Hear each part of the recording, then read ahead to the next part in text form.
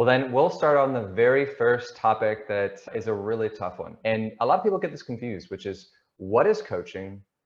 What is mentoring? What's the difference? And why is it often mixed up, and why are they important? So first thing is talk about what is coaching, what's mentoring, what is the difference? And yeah, let's start there.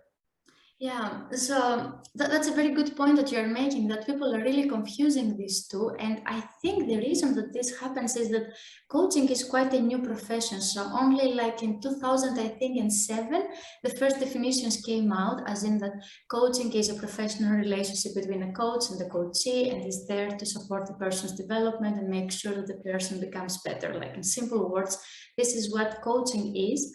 And yeah, in the reality, I think there is nobody who follows like there is a very thin line between coaching and mentoring, and sometimes you step over and you step under, and that's it. To bring a bit of light of what is it in both ways, I would like to maybe illustrate it with an example. So to make it a bit easier for the people who are watching us now to understand it. So if you want to understand what is coaching and what is mentoring, maybe we can think of, yeah, I have it. So imagine that you want to learn a new dance, embodied learning. I'm all about movement and dancing and music.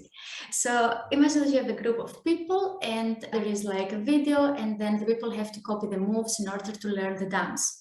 So if you are there as a coach, that means that you are there because, sorry, let's start with mentoring. If you are there as a mentor, that means that you are already experienced, you already know the new dance, let's say it's salsa, and you are wiser and you have the answer. So people are asking you and and you say, okay, you guys, before you start, make sure that you first watch the tape 2-3 times until you get acquainted, or take a look at this step because it's the trickiest ones and you might slip and break your leg, or that this is something that you need to do later on. Focus on the first minute and then go to the next. So the mentor is somebody who has an expertise, who has quite some answers out of their own experience. If they don't say that this is the truth, but they say this is the way that I learned how to dance salsa. So if you ask me questions, I'm going to explain to you how I did it. I'm going to give you tips and tricks so you form your way of learning salsa. Now, this is a mentor, and as you understood, it's somebody who is perceived usually wiser, and most of the time somebody older, somebody who has run a mile or two in your footsteps. This is a mentor. Yeah. On the other side, we have a coach. If you have a coach in this case, is a person who has more of like, he doesn't also know how to dance salsa, could be, and is there to support you, to see your own performance, give you feedback, ask you questions. Okay, what do you think you need in order to do this step? Or how do you think is the best way for you to learn this dance? How many times do you think that you need to watch the tape? How often do you want to practice? So on the other side, as you understand, the coach is a person that it brings a more of an equal relationship. Is not a subject matter expert for sure, otherwise the coaches would be only people who knew, I don't know, how to dance or how to lead. And then the coach simply tries to bring a bit of the balloon perspective, the hot air balloon perspective, to support you zoom out and look yourself while you're doing it. So they stand by you, they help you identify your own challenges, they work with you, they support you celebrate your victories, and bring your learning further and further.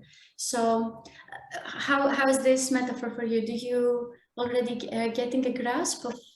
Yeah, I'm doing it. I totally. I think the example, particularly of that let's say the older, more experienced persons who's maybe even taking the class with you, and you're going over and saying, hey, can you give me some tips on this? Or and they're like, oh, actually, this is how I like doing the two-step or something else, and they're just giving you ideas as opposed to the coach, right? I also think about like coach for myself as this is a good question for you then. I mean, for the coach, then is it almost like they're helping you? They have experience in the sense of being able to learn that particular, train that particular skill. Because initially I was thinking the coach would be maybe that person. If we talk about salsa again, we go to that person be actually teaching it to you. But you said actually that might not be correct. No. If you get a coaching certification, like I used for many years to give coaching certification, EMCC. So I was training coaches. And what you teach them, of course, you cannot teach them every subject. I keep saying a coach is not a subject matter expert.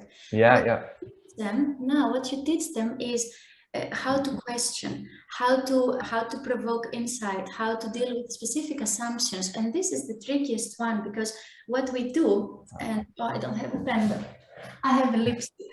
What we do, and we have a distorted way of thinking most of the times, which does not support us. So we say, if A, then B, and then we click them, and then we get along and we continue. And there is a moment in life that these two, they don't click anymore. So we try to click them like, no, it has to click, but it doesn't. And the coach is there to disassociate A with B and support you create new connections, because this might be with this now. So you understand, a coach has a very, very different role, and that's why an expertise in the subject is not needed. So it's almost like it's really, this is someone who's trained in understanding how to ask questions to make you think about different approaches, different insights, that it's more about yourself. They don't need to be expert. It could be about any subject. It's just they know how to ask questions, open somebody up. Okay. Yeah, okay. like there is a bit of confusion, because you see people say, I'm a business coach, or I'm a career coach, or I'm a life coach. Well, everything boils down to life things.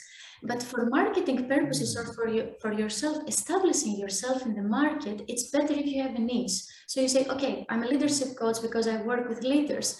This doesn't mean that you have all the answers of all the leadership topics.